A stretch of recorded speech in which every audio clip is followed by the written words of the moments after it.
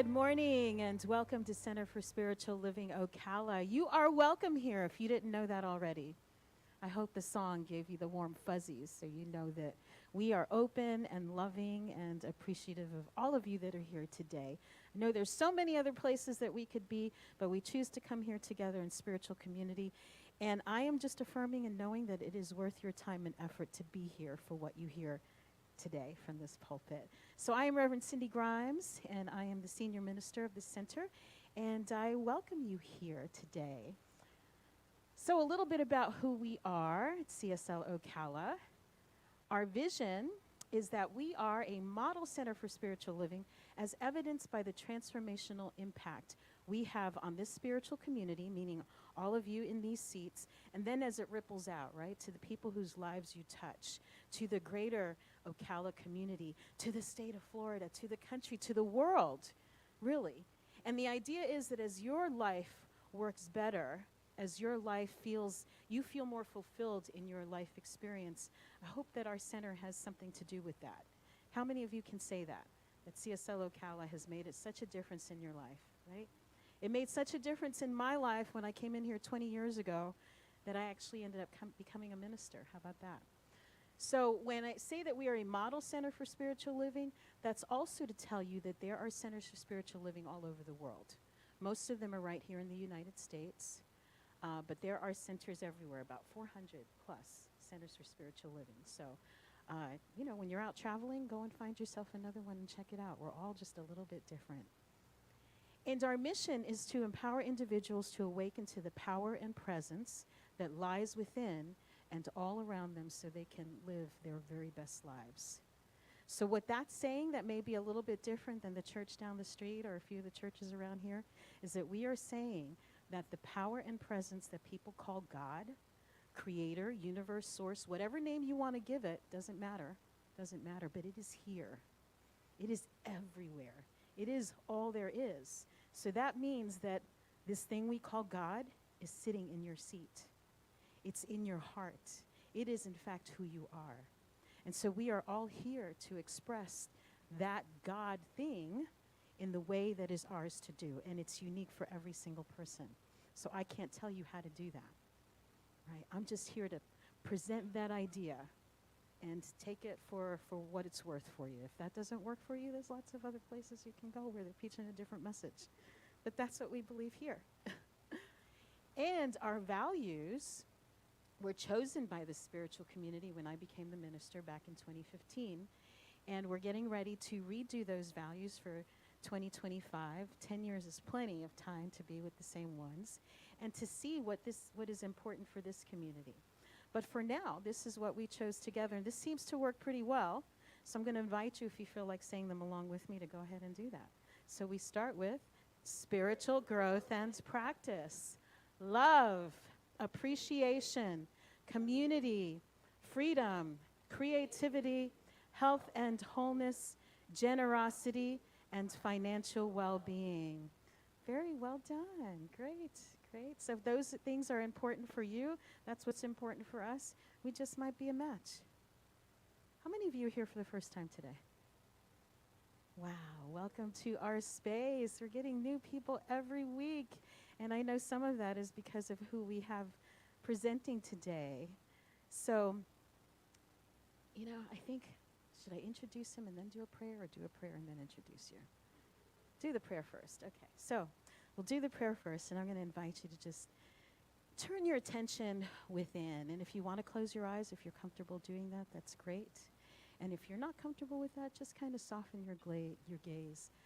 But the thing is to turn your attention to that space, to the void, to the quietness inside of your own mind. And we take a deep breath in, and we relax our body.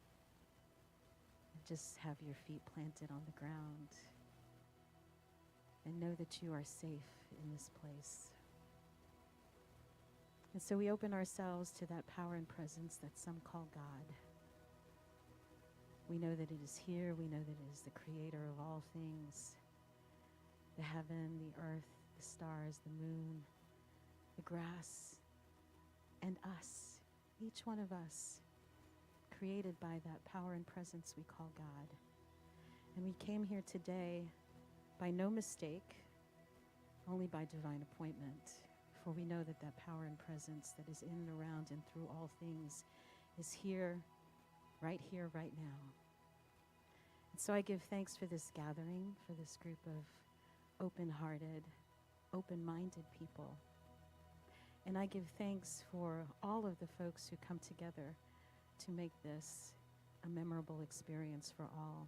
And I especially give thanks for our speaker today, for Reverend Tony Suarez, and for the message that he has to share with us. I just know and affirm that his voice is the voice of spirit, that he is an open channel for what message Spirit has for each one of us today. And so I am grateful for that. I am grateful for the peace. We can breathe in peace as we are in this time of uncertainty and questioning, that we can always find the peace that resides at the center of being, and know that we can be the calm in the eye of the storm, and know that we can be the calm when there is no storm. And so it is from that place of peace, that place of love, that place of acceptance and understanding that I speak my word. And I give thanks for Reverend Tony Suarez and for the message that we are all about to hear today.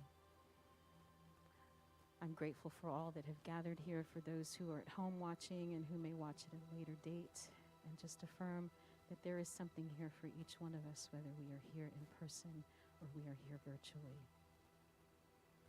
And so I give thanks again, releasing this word to the law with gratitude and joy, and invite you all to stay with me. And so it is. So it is. All right.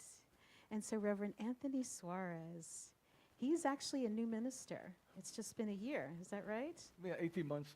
18 months. How about that? But he is a professional in his area of expertise. So let me tell you, his bio, we'd be here for a really long time if I read the whole thing for you. But I'm going to tell you that Anthony is president of the Suarez Law Group and the Legal Services Clinic of the Puerto Rican community. He is an adjunct professor at Barry University teaching law legislation, and I understand he's about to be teaching at Florida A&M as well. Mm-hmm. He is a former military intelligence officer who retired as a captain with the 351 Psychological Operations Company in New York City, whatever that means, but it sounds really amazing. He has served as legal counsel to the New York State Assembly. He was part of the Puerto Rican Hispanic Legislative Caucus.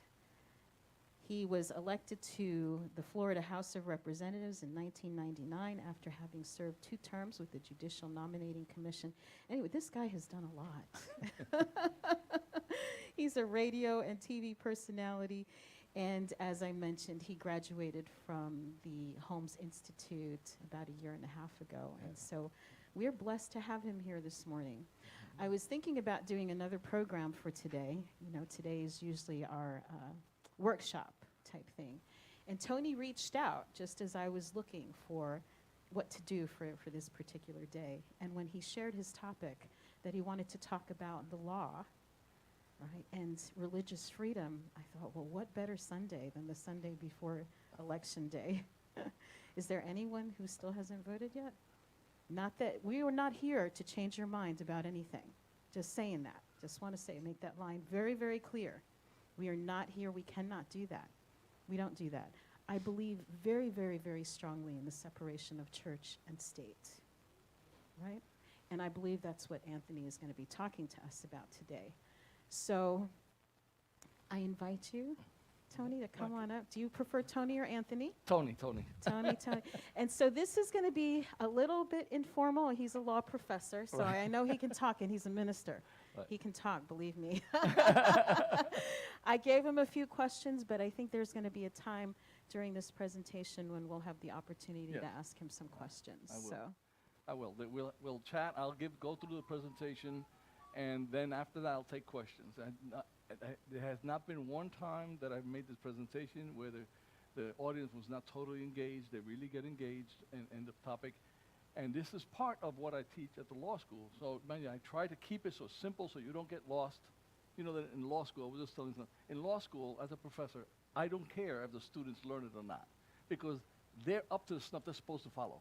So if I start using terminology and saying things they're supposed to know, if they don't know it, then go back and study. But when you teach to lay people about law, you better slow it down. So that's what the concept. I'll get into that in a couple of minutes. Well, I thank you. I'll give you a hug. Yeah. Thank you. Welcome, Anthony Thank you. Suarez. Thank you so much. As you were speaking, of course, I do, in conjunction with this, using my own experiences in spirit and in abundance. I teach a class that I've taught at other places. Maybe you guys will invite me back one day to talk about abundance and spirit, you know. But I use a quote from Yoda, and it's what you believe. You fail because you fail to believe. And that's a really, really interesting topic. And those of you who are Star Wars Trekkies and Trekkies, you'll really appreciate that. All right, let me start with first about why I think myself beyond the professionals. Go to the next slide. Oh, do I do it this thing? Okay, let me see here. Plus, right. Okay. I was raised a Catholic, you know, and as such, I did my baptism and communion. I was even studying to be an altar boy. I went to my undergraduate school, was run by when I got my bachelor's degree by monks, and in the law school I went to was St. John's University, and that was also run by monks. So I have a big, deep, you know, affiliation or knowledge of the Bible and its Christian audience. But then, of course, 30 years ago I got a divorce, and when you get divorced in Catholic, then that's it. You're sort of finished. You can't take any all the other sacraments, and so you're out.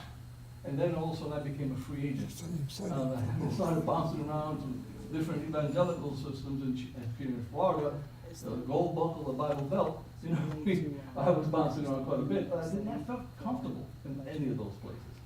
Till I was in one day I walked in Orlando. Our Center for Spiritual Living is right next to my office complex. And I was able to go in there, and they explained to me what the principles were, and I realized, oh my goodness, this is what I've been studying all along, because I went on my own, developed my own gospel according to Tony.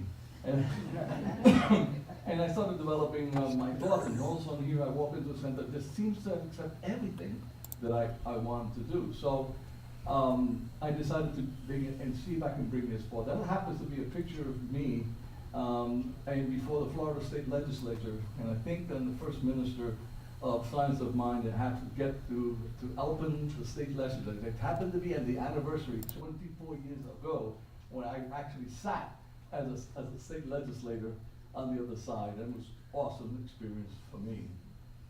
Let's see here. Oh wait, I'll get before this. So yeah, I guess tell you this is my experience. So you know that you're speaking. I don't know how to use this, but it's okay. Oops, I turned it off. No, okay, let's go back. Okay. Okay. I come to you with a lot of experience in this community. I have, of course, as Reverend Sidney said, now I'm Minister of Science of Mind. Before that, I was a legislator. I've been a law professor. I was a radio talk show host and taught courses. When I became a minister, I decided that I wanted to do something to address a very particular problem.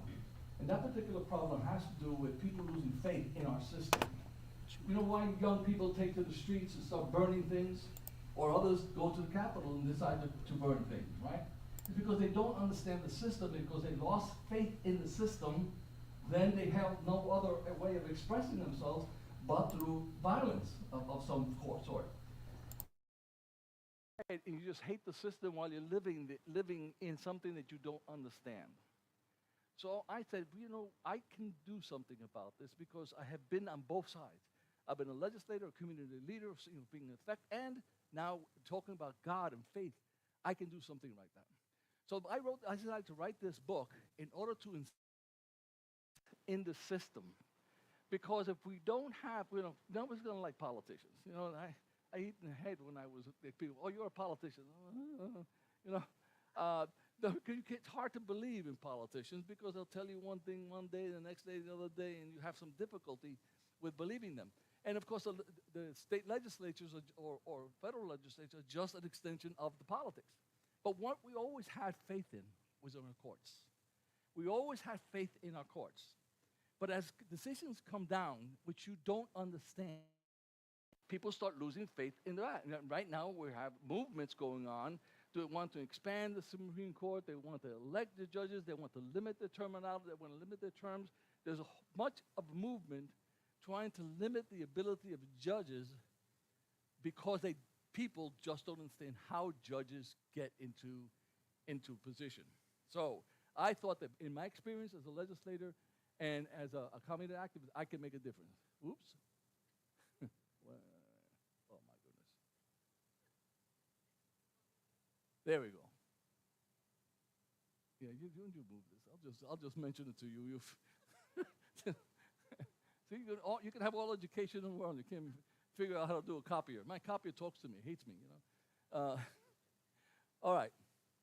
So, what is religious freedom? Where does it come from? Because this is the topic that it's very limited on First Amendment religious freedom, and I'm hoping that I can, at the end of this talk, you'll say, "Oh, okay, I understand." I may not like it. I'm not here to tell you whether you should like it or which philosophy you should have. I'm here to tell you how it works, and hopefully, by telling you how it works, you'll have a better understanding, and therefore you won't go to the next one and say, "Those judges, get them out," that kind of stuff. Okay, the First Amendment. There is a tension, I call a tension in the First Amendment. You see there, the Congress shall make no law regarding an establishment of religion or prohibiting the free exercise thereof. You may not know, but those two clauses clash.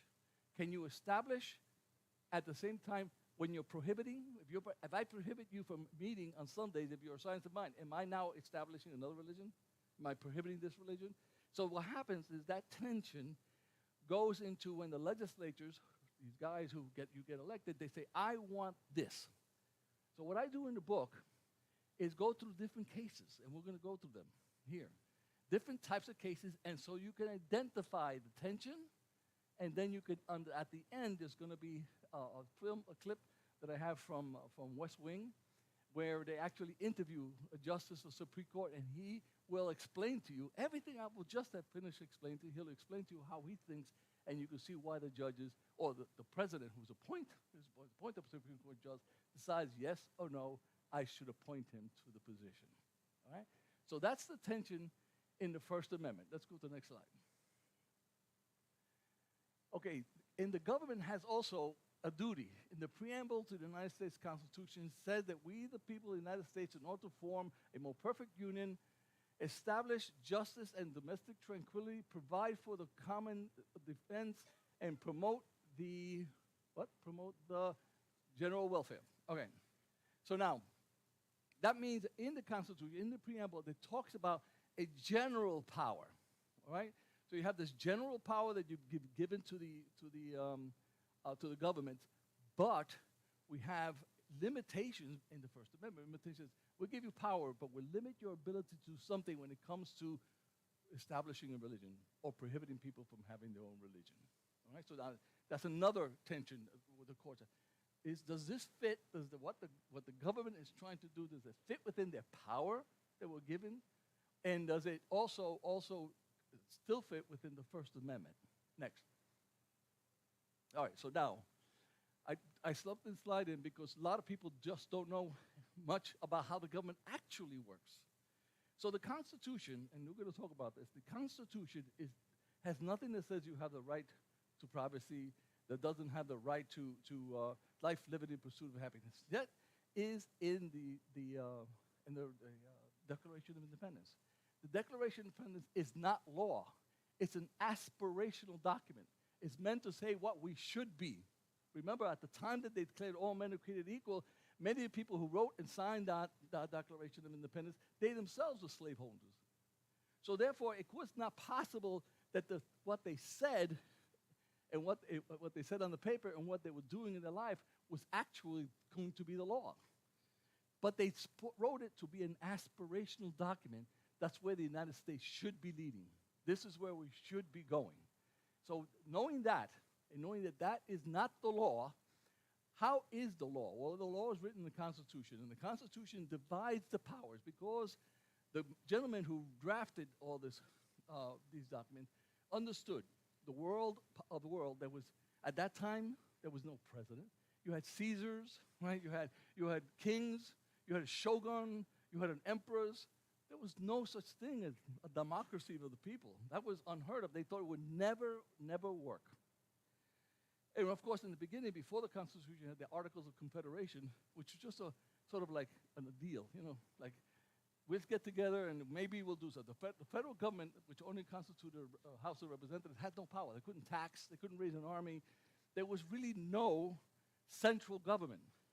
And of course, the United States, those 13 colonies, were surrounded by Spain in the south, French on the west, and the English in the north. So surrounded by enemies.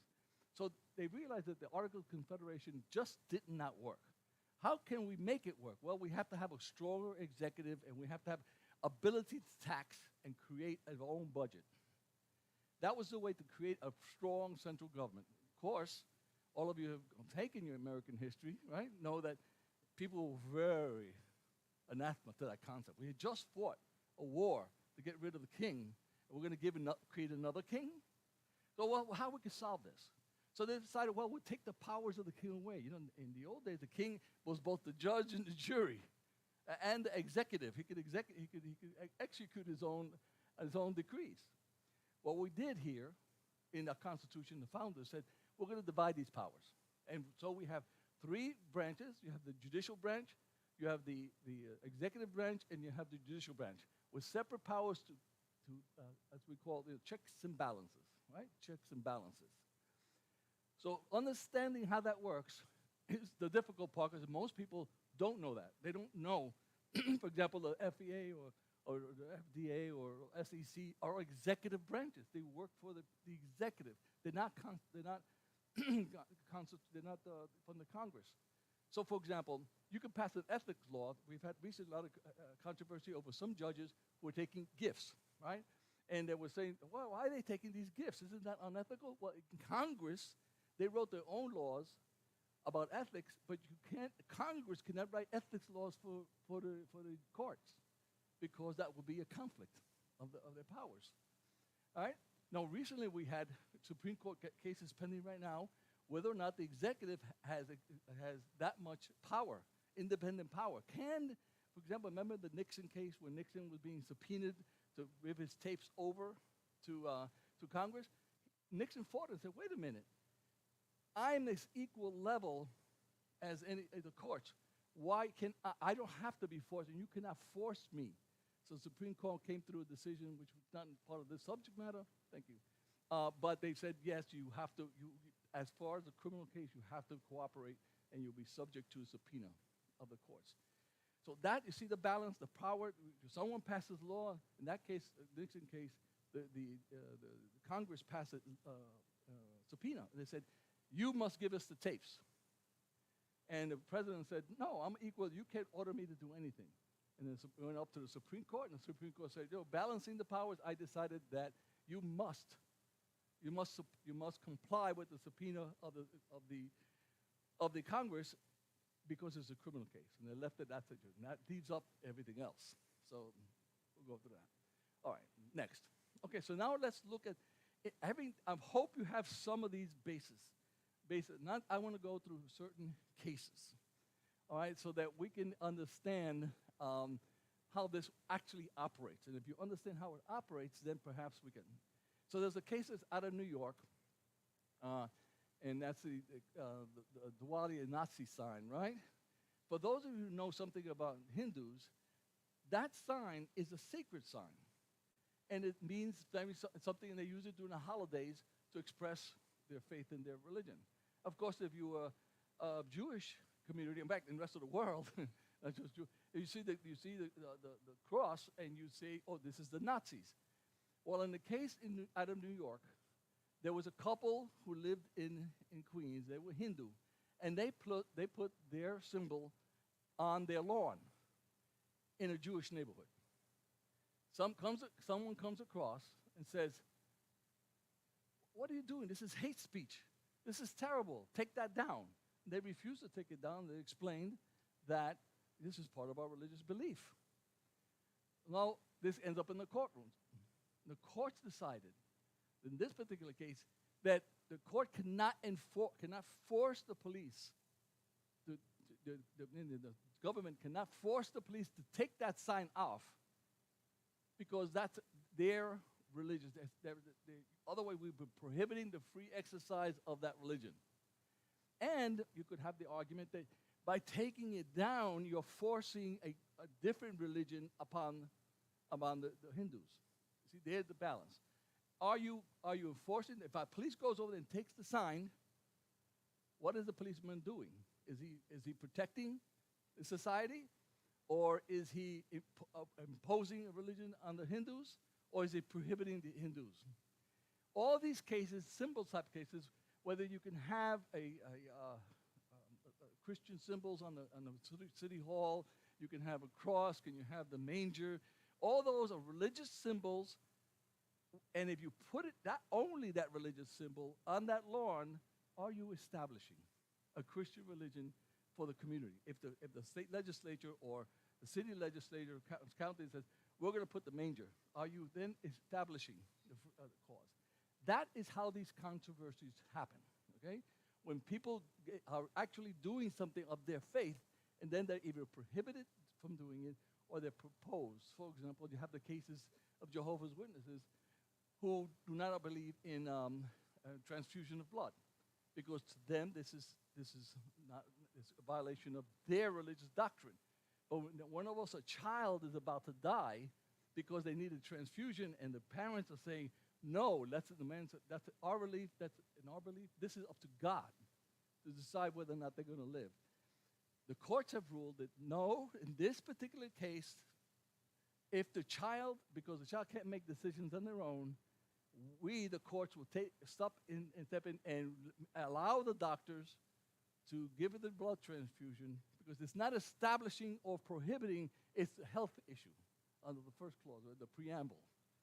So that courts are balancing constantly whether or not this practice or procedure is something that is permissible or not, based on those criteria between establishment and prohibiting. In this case, the city of in Hialeah. Hialeah is a largely Cuban community, and they're mostly Catholics or Christians. But there is a large number of Haitians that live in that city. And in the Haitian tradition of their faith, they are allowed to sacrifice animals. So they sacrifice animals, cut them up, and then, and have the blood and sacrifices that they have. The city of Hialeah, through its commissioners, decided that was horrible, horrendous, disgusting. We cannot. So they passed legislation prohibiting the sacrifices of animals in those particular cases. Boom, that went up to the Supreme Court of Florida, and the court determined you cannot prohibit them from sacrificing the animals, because otherwise you are prohibiting them from the free exercise of their religion. And in fact, you're establishing a standard that is of another religion. Next line. Rights of freedom of association. By the way, in the book, I go further into these things. I start playing games. What if I change the facts so that you could, what if this? What happens if this? So that you could have the game of trying to anticipate what a judge might look like. Right? But in the book as well, I have the articles, I have the Constitution, I have the Declaration of Independence, and I have also a terminology so you can follow this stuff as we go through. Okay, so in this case, Boy Scouts versus Dale, James Dale versus Boy Scouts. Mr. Dale was a gay counselor. He didn't tell anybody he was gay. He just was doing his job. But when he openly declared that he was gay, the Boy Scouts decided to fire him. And the question then becomes, Does the government protect me to have my equal rights to my way of being? Does the government, can the government stop the Boy Scouts from firing me? The Boy Scouts say, wait a minute, we have the right of freedom of association. That's a freedom of speech. And we can associate with whomever we want to associate. We don't have to allow gay men into our association. Another question, is the Boy Scouts a public organization or is it a private organization? If it's a public organization and it's licensed by the government, then the government may have an additional role. But if it's a private organization, then they're free to do whatever rules they want. Now you can see how this applies to churches, it applies to every golf club, whatever. If you're a private organization, the Supreme Court ruled, or it was a Jersey case, that no, the Boy Scouts is private. They have the right to the freedom of association, associate whom they want, and exclude any person that is not within their association rules. All right? So that was that decision. That you'll have that is symbolic of what has happened in churches. You see the gay community, where some churches allow it, some churches do not because of their belief, how they interpret their Bible, in order to determine whether or not that's a freedom of association or not. In that case, 303 Creative is a case it was a more modern case, and that came out with a situation where you had a baker who was baking cakes, and a gay couple that went to them and said, I want you to bake a cake for me and put two little men on the top as we're getting married. The baker felt, no, I have my religious beliefs against gay marriages and against homosexuality. Therefore, I am not going to use my talent in order to enhance your belief because it's against my belief. So now we have to examine this. The courts have to examine this and say, wait a minute, you have a license to open up a business. And when you get a license from the government, you're supposed to do everybody, service everybody and not discriminate against anybody. So that's what's called public accommodation laws. Now, here's the clash. So Supreme Court in this particular case decided, wait a minute, this is not like a license to sell auto parts. If you're selling auto parts, if you're selling pizza, that has nothing to do with your right of association, right? Or your right to your public accommodation. In this particular case, the cake baker is using his art, his personal art, his personal skills. And now if you force him to use his personal skills to support the government action of equality, now you're forcing him. Now you're establishing on him the absolute obligation to service anybody, including persons who are against his will. The court struck that down and said, nope, he's allowed a free association. He doesn't have to bake cakes for anybody, even though he has a license from the state or the city to do a business there. It gets complicated. Next. All right. Same problem has to do with school-led prayers. We have a long series of cases over school prayers. And it turns out that if you're a teacher, this is what was happening in the case of the famous case, there's another Florida case that has to do with a teacher who's a gym teacher. He would bring his team out in the to publicly pray. So the parents of those who are not Christians felt that this was a violation of establishing a religion. You're establishing your Christianity because it was a Christian prayer. You're establishing Christianity to all the, and my son is being left out of this. Therefore, you're establishing. Question was, is this an establishment? Well, establishment always has to be government action. It's not a private action. If it's a private action, you can do what you want. That's freedom of association. But when the government is involved, and that they say that you're a teacher, if you're a teacher, you're a government employee. Therefore, if the teacher comes out and says, we must come and pray, let's come out to pray, that is government action. So they struck that down and said, you cannot have a teacher. The next case goes out, okay, what if I don't send a teacher and it's just voluntary prayer among one of the students?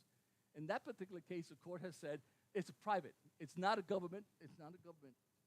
It's not the government that's promoting this. This is a private prayer by a student who chooses, and the other kids can choose not to participate.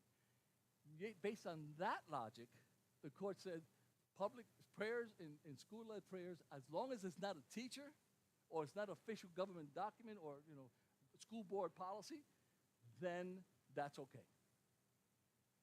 Right to die. I'm rushing through all this stuff because you could really take a long time going into the details of this. The right to die. This is going to be a topic that is going to be very much in our minds for the next couple of years. In my book, I cite the examples of the amount of money that's being spent on survival of people who are near death. And as our population is getting older and older, there'll be more and more people. And it's okay for you to say, I actually did a survey, of calling, would you, if you had the right to terminate your parents' life prior to them the suffering the last year that was in sick bed, hospital, would you have ended it? A lot of people said, no, I would never have ended my parents' life. They said, what if they told you the bill was $2 million? Would you do it? Because as long as everybody else is paying for it, then it's okay, keep them alive. But it becomes a question for society. Do we allow people to have the right to die? Do you have the right? You know, most states do not allow assisted suicide. And in the case, in the book, I talk about Dr. Kevorkian. You may have heard Dr. Kevorkian. Dr. Kevorkian went out of his way to want to establish that you have a right to your body. You have a right. This is your body. You have the right to decide to end this life if it's not within your job. The state says no. You cannot end your life with somebody else. You can end the life yourself, commit suicide, that's your business. But if you have someone else helping you because you cannot do it, that would be a crime. So Kevorkian wanted to challenge that concept. And so what he did, what he did is that he created a machine. He created a machine that the patient could just press a button and the toxic liquid would come into your veins. And he filmed it. They arrested him for a violation of assisted suicide and manslaughter. He went to trial. Judge found, wait a minute, he didn't do it. The patient himself did it. Therefore, we're not charging him. He dismissed the charges against Dr. Kevorkian. Kevorkian wasn't happy with that solution, so he did it again. This time, he did it with, he himself would push the button, and he filmed it. And he filmed it so there would be no question that he was the one who put the button, and the guy said, I want to end my life. So now there's no question before the court. Does the court now have the right, does the government, when I say the government, the courts, when the government passed a law and says that you could not do assisted suicide and I could kill you, I could arrest you, is that legal? Or do I have a right to end my life? I want. The court said, Kevorkian killed him, he pressed the button, there's no question, and the government does have a right to control assisted suicide, and therefore they can put you in jail for doing that. Today, so that's the case, that's the status of the case now. You cannot have your mother or your father or sister end your life. Now, you can find, you go to the hospital today, they'll have a document for you to sign that you do not want any more artificial, I call it plugins, right? You can sign that document so that if you come to the point where you're ill and they have to only keep you alive with being plugged into some machine, if you sign do not resuscitate, boom, they'll allow you to die. But not the same as making the choice. If you're at that point, they decide, the doctors decided whether or not you're beyond the ability to sustain your own life. So this is going to become a big issue as we determine who has the right over their own body. Can the government intercede with legislation to stop people from doing certain things? Next. Okay, I'm going to skip this one.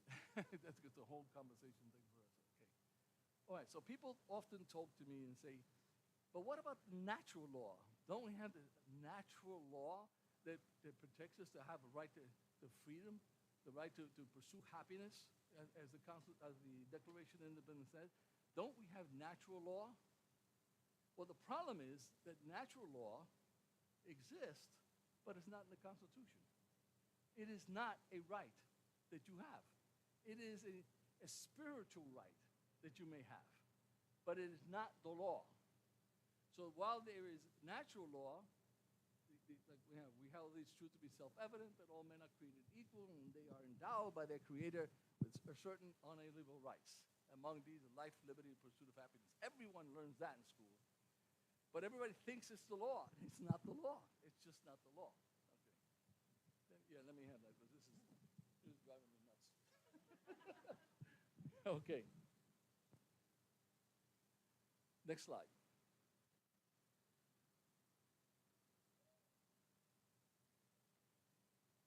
Right.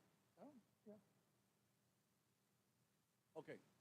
So we discussed natural law as opposed to man-made law, and the law is made through the process of the Constitution, as if it were law being passed in Congress, signed by the president, puts into effect. The president will effect the law, will administer the law, and then someone comes in and says, I don't like that law, I'm going to sue, and they will take it into the courts. Right? So that's the process, how it happens.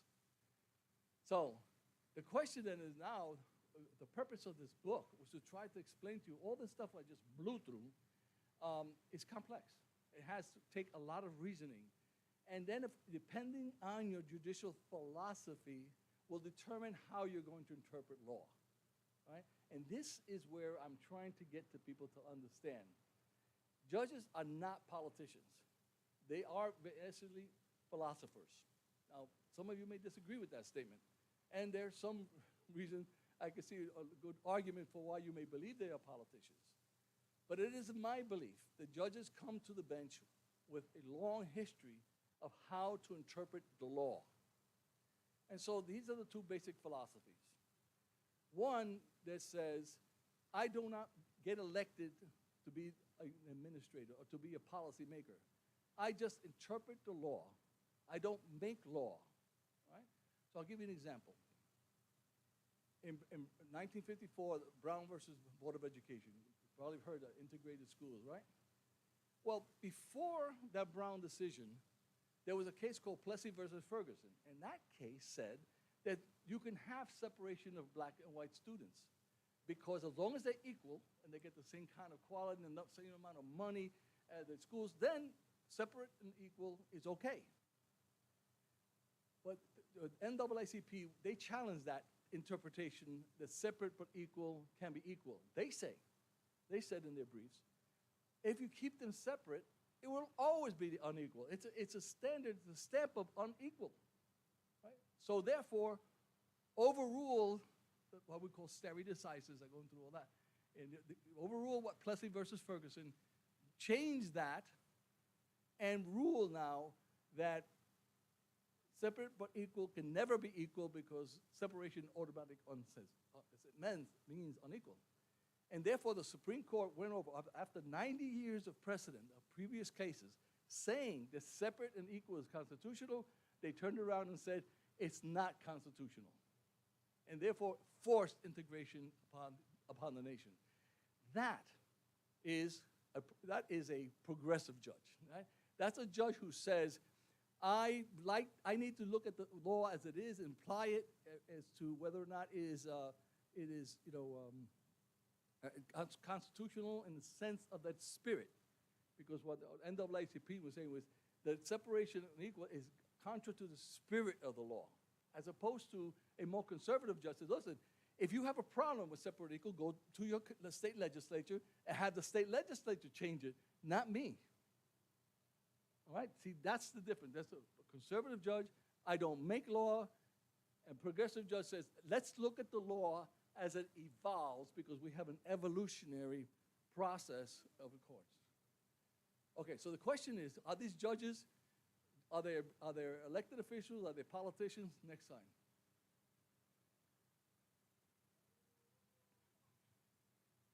So one of my favorite shows is West Wing, and there was a segment there when there was a judge being selected, there was a vacancy in the Supreme Court. And they had to select a judge. So in this case, President Bartlett is a Democrat, and he's a progressive. And he's interviewing someone for the Supreme Court bench. I want you to listen to the argument and see how that devolved.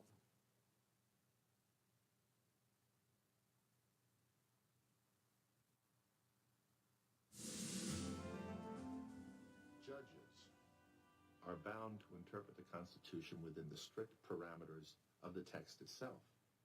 The Constitution doesn't provide for a right of privacy. The right doesn't exist. The Third Amendment says soldiers can't be quartered in private homes. The Fifth provides protection against self-incrimination, and the Fourth against unreasonable searches.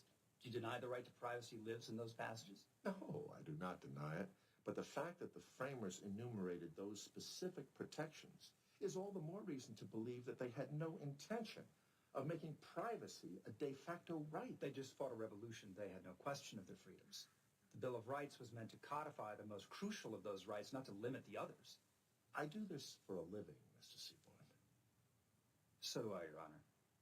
Peyton, do I have the right to put on an ugly plaid jacket and a loud polka dot tie and walk down Main Street? Yes. And where in the Constitution is that right guaranteed? First Amendment, freedom of expression. What about the use of cream in my coffee? Surely there can be no free speech argument to be made there. No. So you would have no objection to the state of New Hampshire passing a law banning the use of cream in coffee?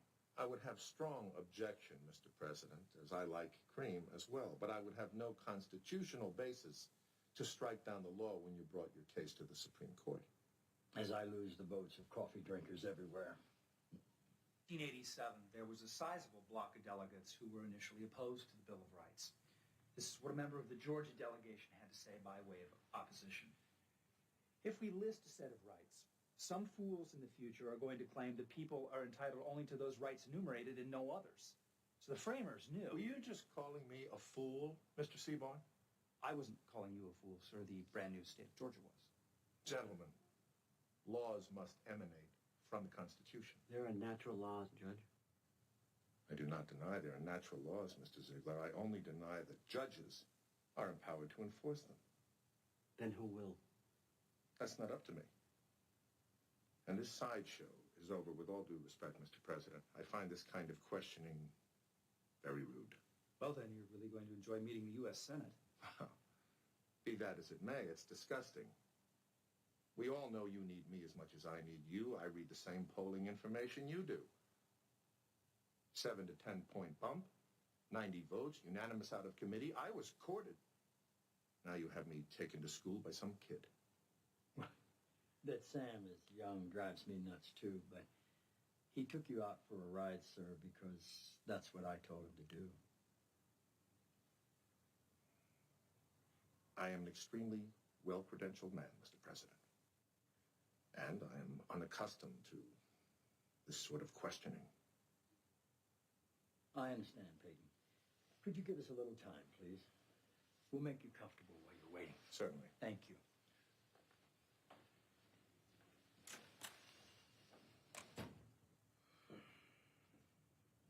Put him on a bus. It's a guaranteed confirmation we're sending out the door based on a 30-year-old piece of paper, which, by the way, no one will ever know about but us. You don't think the guy that called Sam would know how to call a senator's office? Mr. President, if this is really about abortion, he already It's not told us. just about abortion. It's about the next 20 years. 20s and 30s, it was the role of government. 50s and 60s, it was civil rights. The next 2 decades are going to be privacy. I'm talking about the internet. I'm talking about cell phones. I'm talking about health records and who's gay and who's not. Moreover, in a country born on the will to be free, what could be more fundamental than this? Toby. Let's meet Mendoza. All right. So you see how that argument bore out right there as they're interviewing, obviously, a conservative judge. And he's not a politician. What he's saying is, as I interpret the Constitution, I don't make the law. I do not enforce the natural laws. I make the law that as I see it and apply it as I see it. Well, Rob Lowe was saying, wait a minute. There's more. There is, right to privacy is implied, and therefore using that implied power, which is one of the other slides, which I won't get into today, but implied power, using that implied power of right to privacy, you can expand this and then give the right to the person who's before you. This is the essence of what we're talking about. Again, there are two different philosophies. Judges are raised in a certain philosophy. You may not like their philosophy, but if you understand it, then you'll still have respect for our system. What we don't want is to get to the point where we just blow off the courts and the judges as we're doing with our politicians and even the executive. We have to get to the point that we have a faith in our system, and if we have a faith in the system, we not like it, but then you can ask that question of the judges. Now, mind you, in the book, I inquire about the six conservative judges on the Supreme Court and Supreme Court bench. All of them stated in public to the Senate that Roe versus Wade was established law, precedent, right? Precedent law, established law, and therefore they would follow precedents.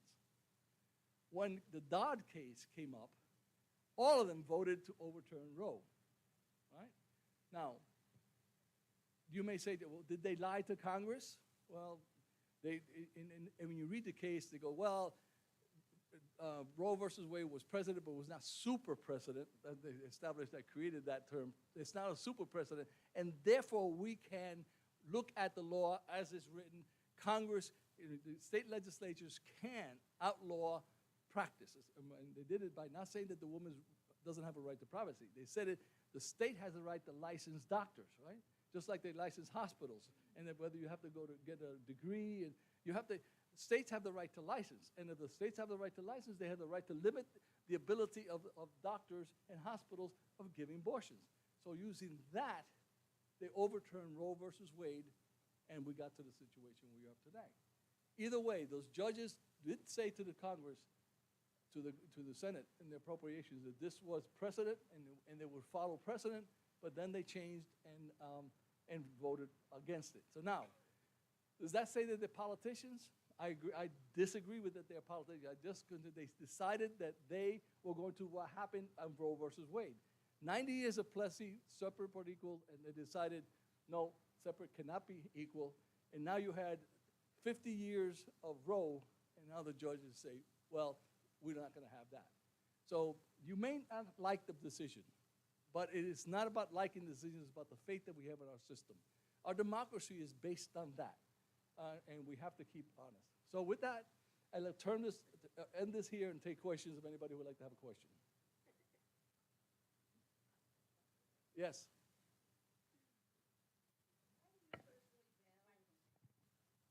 How do you personally balance your spiritual beliefs with your judicial Law. beliefs, with the law, Well, with man's law? okay, well, it's a great question. It's a great question. When I was in the state legislature, I had a lot of problems because I realized I got elected as a Democrat, but I was voting mostly with Republicans, and it was bothering the Democratic Party and the leadership because I was too conservative Democrat for them. And because I was voting with the Republicans didn't care. They just wanted my seat. And they were already planning someone to take me out.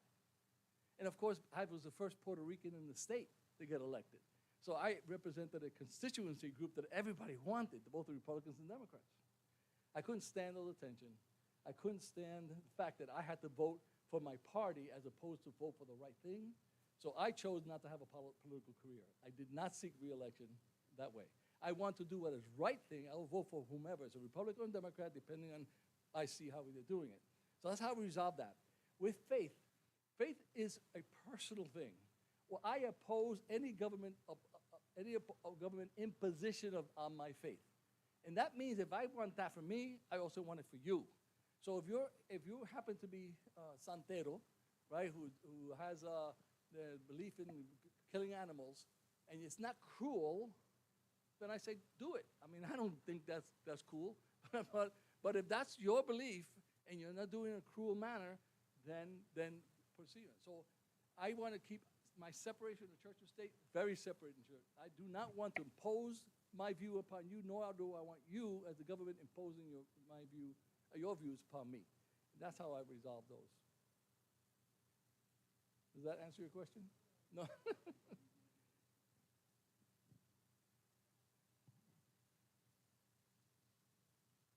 I'm just a simple gal.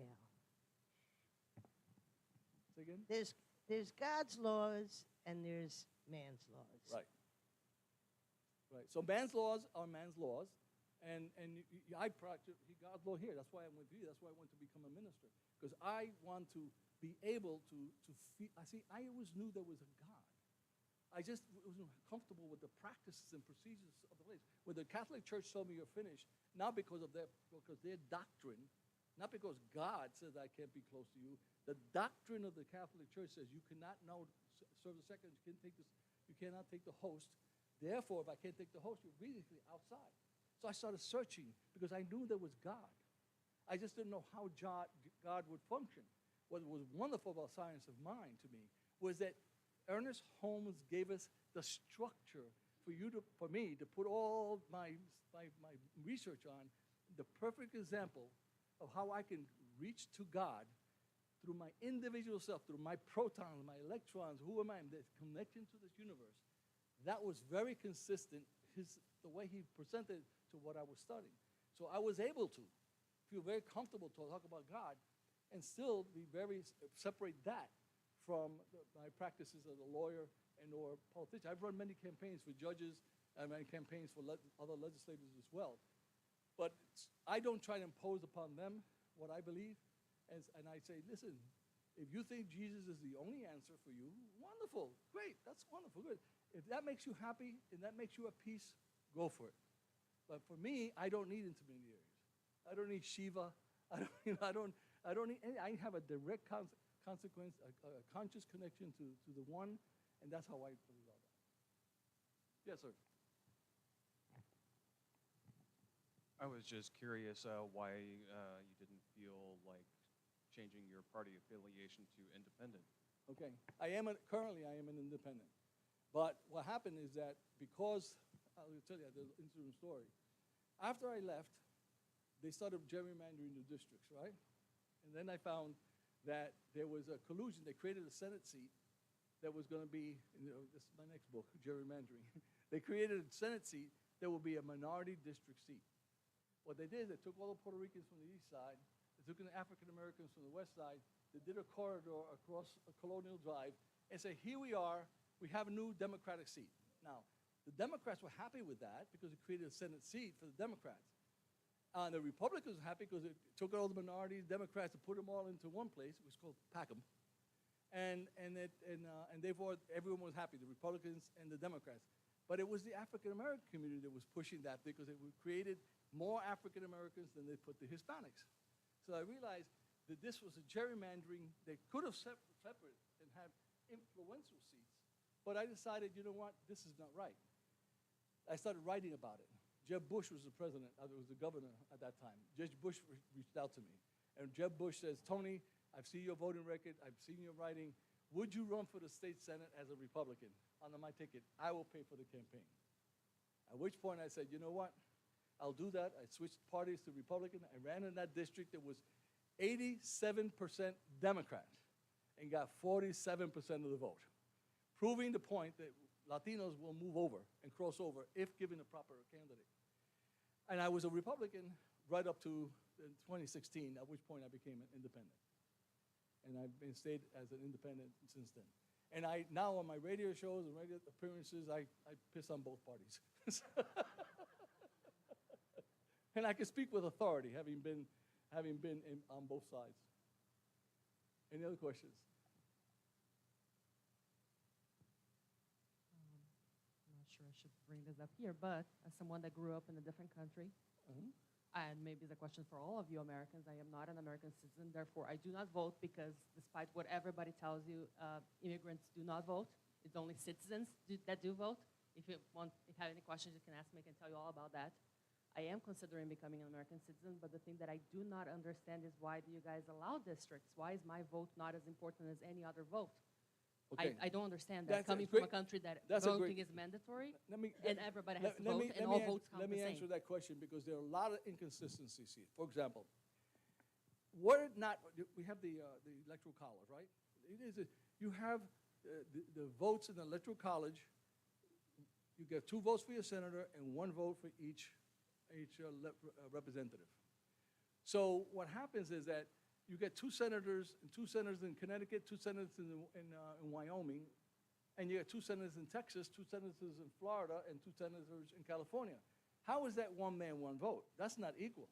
There you have more, you have small states that have 2 senators, and if you don't know, one senator could stop an entire budget, could stop the entire bill from moving forward. So we just saw with Tommy Tuberville from Alabama, he stopped the promotion of all the militaries, all the officers in the military, because he was not happy with some bill that was going through giving a right to have an abortion to soldiers, female soldiers. But he stopped the whole. So that's tremendous power that is unequal. And it's in the Constitution, and it's permitted. Now, when you draw the congressional lines for congressmen, they must be equal in size. So each congressman right now is about 800,000 or maybe 1.1 million. I forget the exact number at the moment. But every 10 years after the census, the state legislatures get together, and then they draw the districts. Okay, this is for this 1 million people is District 12, and this one is District 9, and this one is District 8. Now, how they draw the lines is another question. So you could draw a line that starts in Jacksonville, ends up in Orlando, which we've had, right? In order to ensure that an African American gets elected. Or you can have a district that goes in Miami and it goes through, ensure that you get a Hispanic. Or you could say you could draw a district line so you make sure that you get a Republican. Or you can draw the lines and make sure you get a Democrat.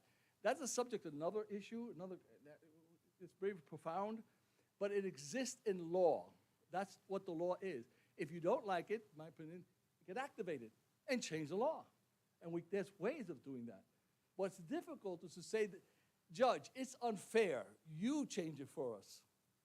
Right? That becomes a problem. All right. Any other question? Yes.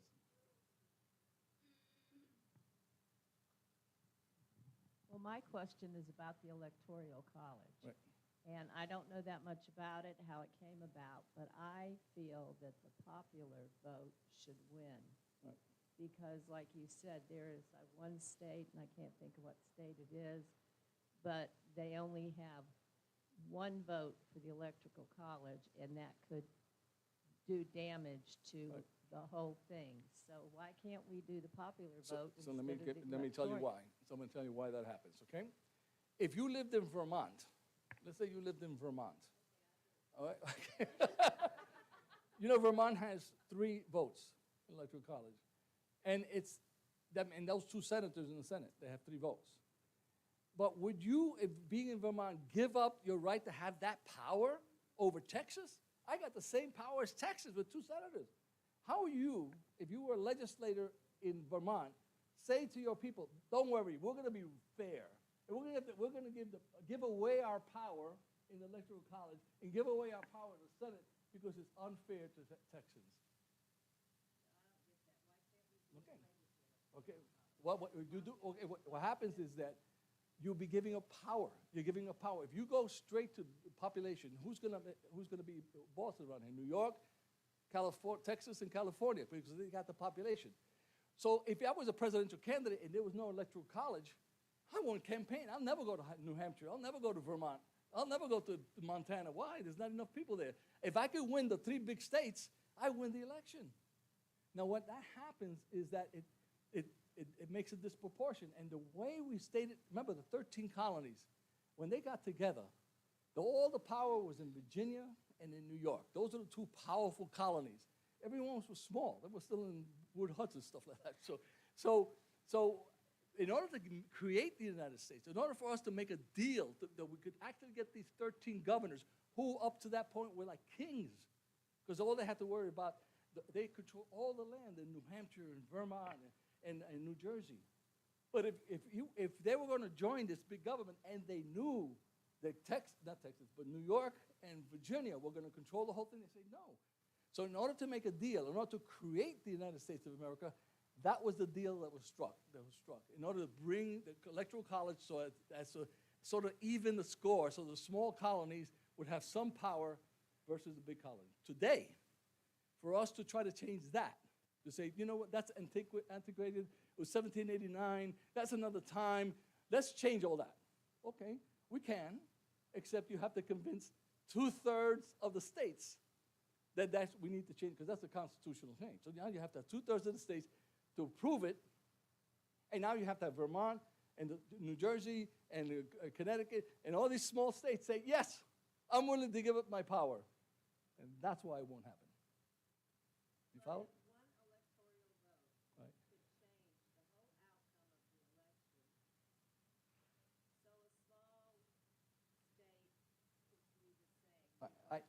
I understand your grief. I understand. I'm giving you the realities of the political reality of why it won't happen.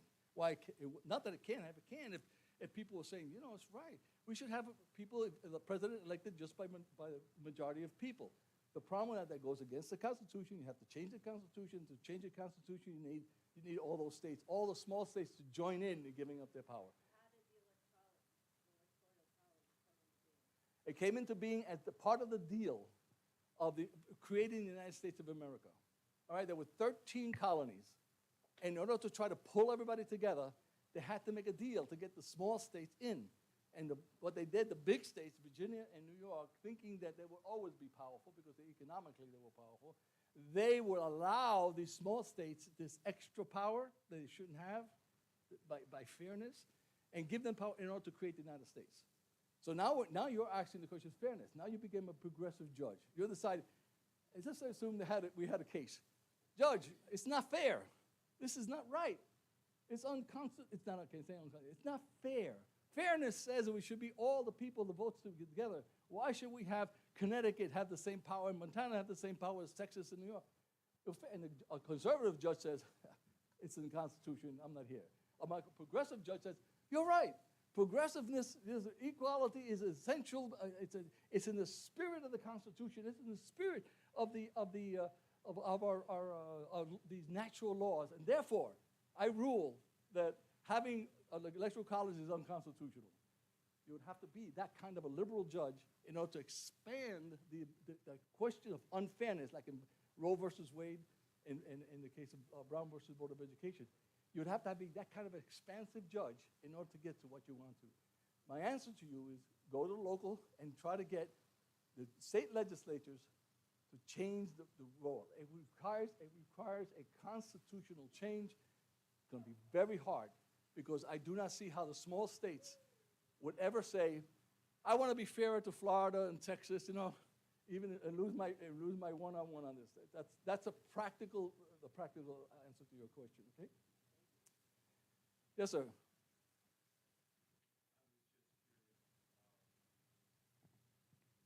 I think I understand the notion behind fairness with the electoral college vote, of trying to make sure that, because like you said, otherwise California and New York, the more highly populated ones would be the only ones seeing the support and the campaigns and everything.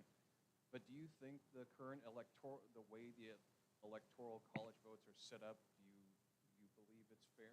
Okay. Now you're going about belief, okay?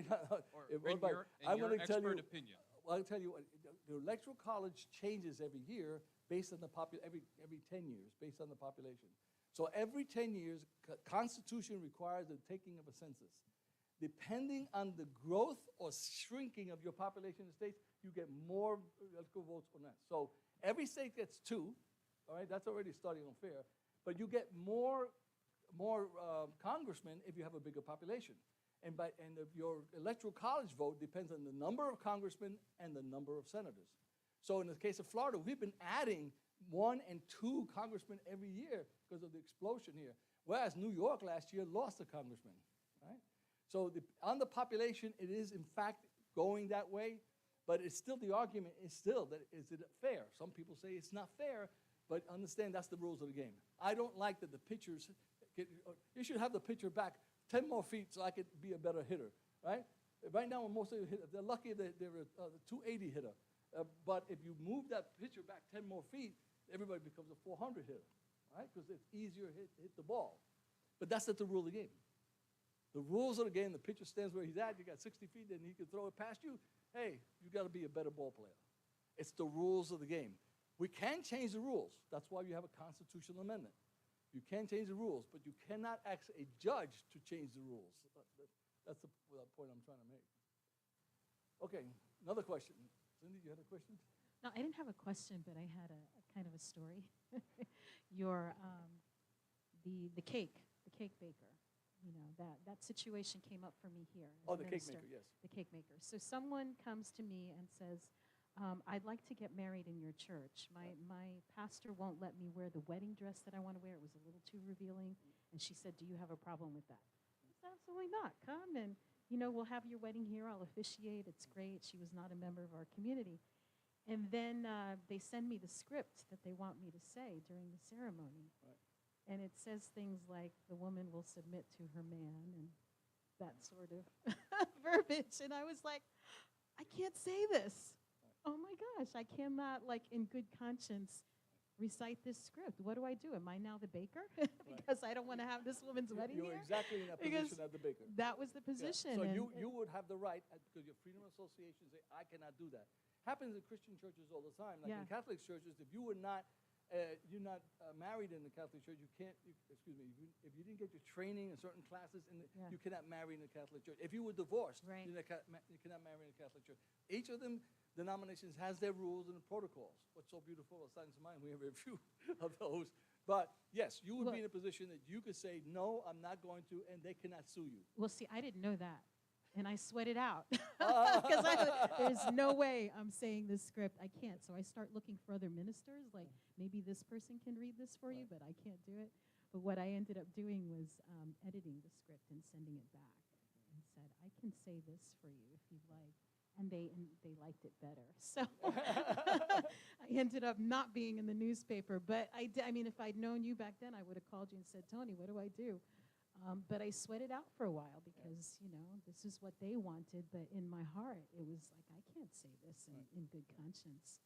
Other people have no problem with it. But Well, I did. That is the freedom of association So, yeah, and free there you speech. go. Yes. I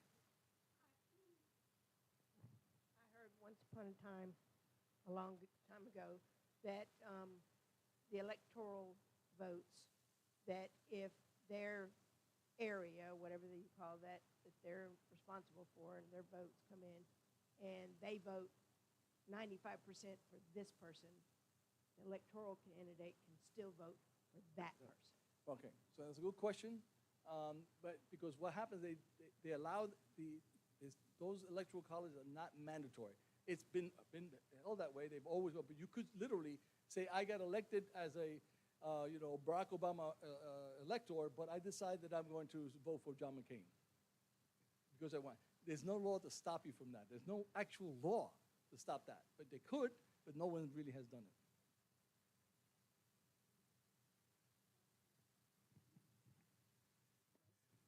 Well, this has been a lot of fun. Yeah, question, no question. Go ahead.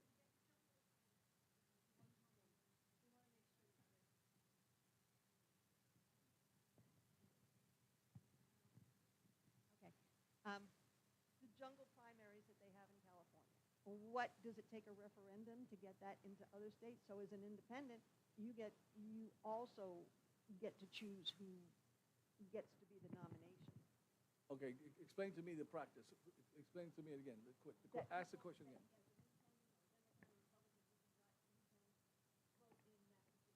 Okay, good. Let me give you.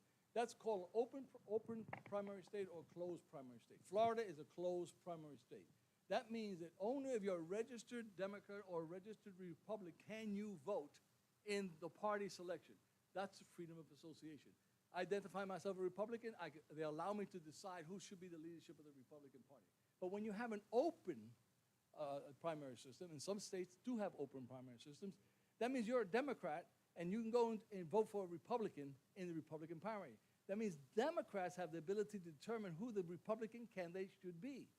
Now, if you were the boss of the Republican Party or the boss of the Democratic Party, you don't like that because you no longer control the message. That's a power play. So whether you have a closed primary or open primary depends on the state legislative rules. In Florida, it's closed. If you're not a registered Republican, you're not voting a Republican primary or vice versa, Democrats. But that's a decision made by the state legislature. You can be active. Yeah. Well, what happens if in a closed primary state, you're an independent, you can't decide until the end, right, till the general election. So what happens now, the Republican Party and Democratic Party, if they're smart, they elect someone to be their candidate who has appeal to the other side, so you could steal some of the Republicans or steal some of the Democrats. If you get someone who's really, let's say you're in a lake, and everyone loves the lake, and you elect you as a primary, you Democrats, you get together, you have a primary, the guy who says, kill all the fish in the lake. The likelihood you're going to get that guy elected is not good, because he's going against the majority. However, if you have a candidate who's in the, oh, let's preserve the lake and preserve the fish, that is more likely to appeal to the people living around the lake. So in a closed primary state, where you're only allowed to vote in the primary registry, the parties have to compete to put a rational candidate in the ballot that appeals to the other side. Otherwise, what happens in an open primary state, the Democrats can say, let's all get together and vote for the crazy Republican. This way, he can win the primary, and then we'll switch back, and we'll vote for the Democrats, and the Republicans are stuck with the crazy guy. You follow? Did you follow that?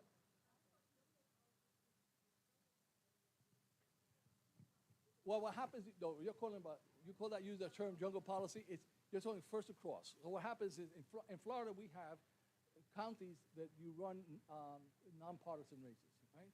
So when you run nonpartisan races, and you have to get 51% of the vote, it's difficult that we have 3 candidates on the ballot for one person to get the 51%. Typically, what will happen, they'll split it up, 35, 40, some 20%. What happens in that situation is the top 2 go forward and the bottom one drops off. And then in November, you're stuck with the top 2. There could be 2 Republicans, could be 2 Democrats. And that's what they're describing, or you're describing as a jungle. So in that situation, everybody goes in there, all the names are on the ballot, you pick yours, and then the top 2 will survive till November.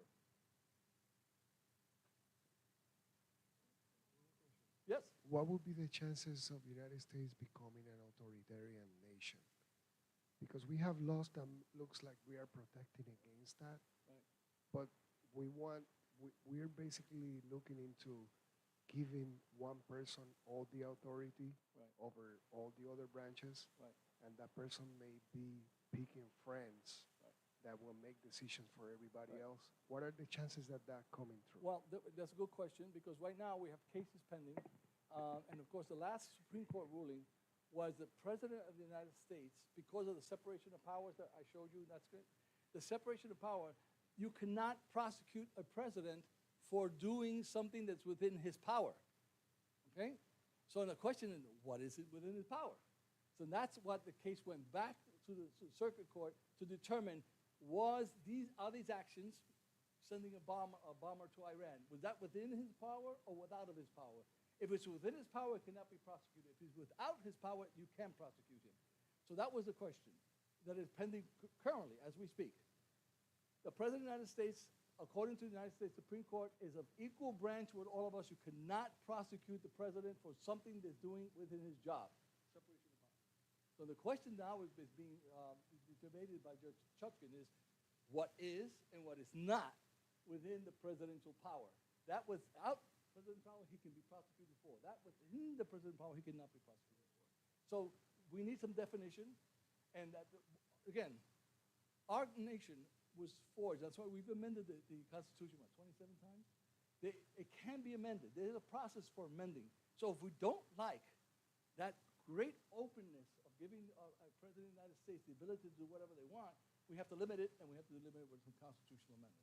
Now we're finding those definitions. In the past, we've not had that kind of a problem because we know when it's exerted that kind of a power. But now we know that it can. Remember, when they formed the Constitution, they had in their mind to make that president. Remember, I told you, there was only, at that point, there was no such thing as a president. You had kings, you had counts, you had kings and emperors and all sorts of power. People had a ton of power. Creating this, they had in their mind George Washington. They had in their mind the guy who led the revolution, had all the power of the army. He could have walked right into Washington and said, I am now king. He could have done that, and most of his soldiers would have said yes. But what did he do? He said, I give up, I resign. He resigned his commission and went back home to Virginia. They looked upon George Washington as the perfect example of what the president should be. And up to this point, we've had the presidents follow decency. There are certain rules which are not written in the Constitution, just written in tradition. But what happens when tradition falls apart and there's no law? Then we have to make the law. Yes, it can. It can. All right. This has been interesting. Any other questions? Thank you so much. I appreciate your attention. Thank you. Thank you so much, Tony, for sharing. I feel like I was in a college class this morning. Anybody else feel that? Anybody else going to leave here a little more educated about the issues? Yes, it was tremendous. Thank you so much. Thank you so much. I'm sure he might do workshops. Did you bring books? Yes, I did. He brought not just the one, right? He brought a few books. Okay, great. And he brought his wife back there. Thank you for being here, Karen, with us. Wonderful, wonderful. As I mentioned, this was a little bit different today. So every week is different. Every week has a different kind of a focus. But I'll talk a little bit more about that. We'll transition now. We'll transition. This is the time during our service. Often we would have music. We don't have it today, so forgive us for that. But this is the time when we celebrate our abundance, and it's kind of our theme for the month is abundance. And we are a freestanding center for spiritual living. We exist because of the giving of our community, because of the people that were here before, that purchased this place for us, but we still have bills to pay. Even mystics have bills to pay, right? So we just invite you to give, to give what you feel like you can give and to support this ministry and this work that we are doing. And so I invite you to say the affirmation if you feel like saying that, and take whatever it is, kind of hold it to your heart, think about that. And we do have multiple ways that you can give, but here's the affirmation. It is the nature of life to give of itself, as it is the tree's nature to bear fruit and the flower's nature to bloom. It is my nature to share the gifts of my time, talent, and treasure. I participate in the divine flow of life, giving generously and receiving abundantly. I am blessed and I am a blessing. I am grateful. You want to say that last part again? Everybody say that. Say it like you mean it, like it's the truth, right? I am blessed and I am a blessing. I am grateful. Yes, so it is. So it is. So the baskets are back there. If somebody wants to send them around. As I mentioned, we have multiple ways that people can give. You can do text to tithe. Once you program that number into your phone, all you do is send the amount that you want to give the center, and it goes right from your bank account to ours. And Elaine is sending the baskets around there. Thank you, Elaine. You can also give on our website. And there are also prayer request forms. It's a little like quarter sheet. If there's something going on in your world right now and you could use a little bit of extra prayer support, just, jot down your prayer request, and we will be praying over it, myself and our practitioners and Reverend Peggy. Anything else? Anything else? Okay.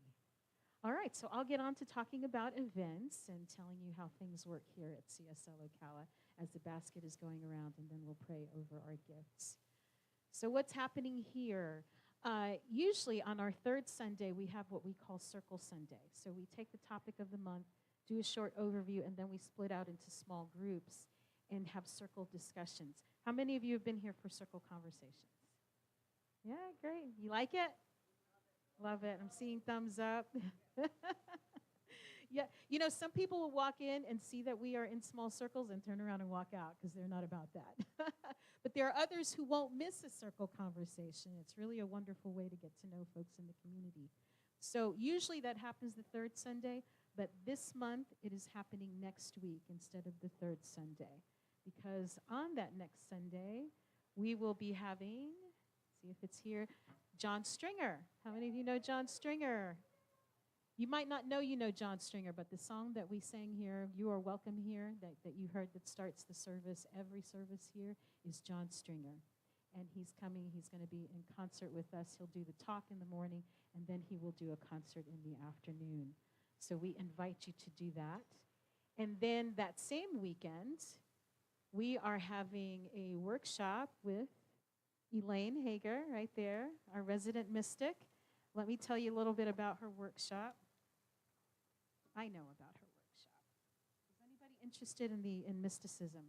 Mysticism and the idea of possibly being able to communicate with souls that have departed on the other side. This is Elaine's wheelhouse over there. This interactive workshop is designed to help participants progress spiritually and understand more about communication with those who live in the unseen world. It's a half-day workshop. We're starting, I think it's from 10 to 2, 10 to 3, and we're going to be having lunch. The suggested love offering is $50, of which part of it is going to pay for your lunch, and then the other proceeds are going to go straight to CSL Ocala. Elaine's not taking any payment for this workshop. We're going to use those proceeds to make some needed repairs to the building, so we invite you to participate in that. And we've got John Stringer. After John Stringer, we're going to have a potluck and then the concert, so come and just hang out for the day. And then it's a busy, busy weekend. That afternoon, for those of you who have young ones, little people, we'll be doing a parenting class. Jess Gagney, who works for Kids Central, does a parenting class for our folks. I think this is maybe the third or fourth one in the series. So you're welcome. She's a wonderful facilitator, and my daughter-in-law. So, our newsletter came out this weekend. Thank you, Alori. I'm not sure where she went, but Alori did a beautiful job putting it all together. So if you'd like to receive that newsletter, you can go to our website. You can also sign up here, but just put the bug in our ear. And did you get it this time, Elaine? I hope you did. Still no? Some kind of glitch is happening, so some folks have not received it, but there are other ways that you can get to the newsletter. Science of Mind, yes, Richard? It's online on the website, and also I think there's a link from our Facebook page. Yes.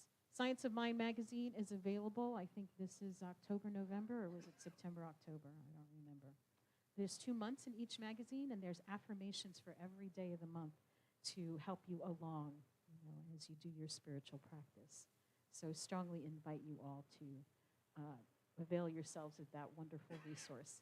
Volunteer opportunities, there's always ways that you can plug into the center, whether it's taking care of our little people or doing some gardening out there or administrative work, or if anybody knows how we can jack up the corner over there where the AC unit is, that's the next big job. We've got to replace that flooring under there, and that whole corner needs to be jacked up and repaired. So anybody knows somebody that does that kind of work? We are taking bids. So volunteer opportunities. We don't expect that to be a volunteer opportunity. I just threw in the plug there, okay? Let's see. What else? Our children. We had lots of kids today, and they're awfully quiet. I wonder if they're still even in the building. Yes, John. You want to say something, John? Yeah, you have an event too, right? Hi, I'm John. It's great to be back here. I've been sort of missing for 3 months, having a effing growth experience, aka hell. But last weekend, so what I'm announcing, every Monday at 6 p.m. in this room, we do a 12-step group called Psychedelics and Recovery. And what it is for folks who had long-term recovery in 12-step programs and were still struggling, and they turned to psychedelics and plant medicine, had tremendous breakthroughs. So there's a whole international network of this beautiful program, and we're working through a book called A Gentle Path Through the 12 Steps. Beautiful book, and it's if even you're not interested in psychedelics, don't care. We don't just talk about psychedelics, and so everyone's welcome. We could use your support. It's usually Daniel and me here, and there's such great meetings. We always go overtime, so with 2 of us. So I don't know if we can handle any more people, but we'll try. So please come by. Another thing, I went through the most intense experience of my life. Last Saturday, I went, and there's a center here that does journeys, brings in shaman to do journeys with psychedelic substances, and I did, and it was, I cannot begin to tell you the healing and the transformation that it entailed. It was done beautifully, professionally, with people with lots of experience. Our Daniel was there, and everyone knows Daniel. And another thing, Galen, if you're not familiar with Galen Brigas, during my time this last 3 months, she was a beacon of light and healing, and she walks on water for sure, we know. And so she is, I can't say enough for her beautiful therapy and deep work with just talk therapy and also with ketamine-assisted therapy. She's phenomenal. So thanks. Thank you for that, John. I forgot to mention on our fourth Sunday, Galen Williamson-Grigas is speaking from her book. It's called Psychedelics, Dreams, and Rituals. And so she's been doing a chapter from her book every Sunday for this year. Not every Sunday, on the fourth Sunday. Next year, it's going to be something else, but if you want to check that out, that would be the fourth Sunday of this month and then the fourth Sunday in December. So our little people are here. Come on. So here's what happens for our first-time visitors. We bring our young people up front, and we find out what they've been doing. And aren't they gorgeous? Look at that, how beautiful they are. Yes. There's some more in the back. They don't want to come here. You want to talk? All right, so here at CSL Ocala, we allow our littles to be littles. And so today, we were in the back. We had to straighten up the closet because the big kids' stuff has taken over the little kids' area. And these two people showed up and helped me. They were so good. Oh, my goodness. And really helped with the small one here. They were so patient and kind to her. And they made some crafts for their family. And then we went outside and explored nature. It was so awesome. And so now we are just all fired up to go back outside again. Mm-hmm. Oh, and we have one that's being held hostage for a little bit longer. All right, so do your hands, warm them up a little bit, and send them some nice energy. All right. So here's our affirmation. We say it together. We honor you. We see your light. May it shine on all that you do. And so it is. And then, yes, and then we turn it back to ourselves because we all have a child within ourselves, right? And so we say the same thing. I honor you. I see your light. May it shine on all that you do. And so it is. Wonderful. Thank you all. They were so good and so quiet, you wouldn't even know there were kids in here. Thank you so much. And we'll go back outside. All right, and with that, that concludes this service for today. We've got some beautiful people in the kitchen. Thank you, Wilma. Oh my gosh, and Jameson is back there. I don't know if you're smelling the food, but you're welcome to stay. Wilma does this like just about every week. It's a beautiful thing that she volunteers and does for our community. So stay, hang out, meet some new people, shake Tony's hand, buy a book, just hang out for a little bit. But here we'll close with our closing prayer, and you're welcome to say it with me. The light of God surrounds us, the love of God enfolds us, the power of God protects us, and the presence of God watches over us. Wherever we are, God is, and all is well. And so it is. Have a fabulous Sunday, everybody. Hope to see you next week.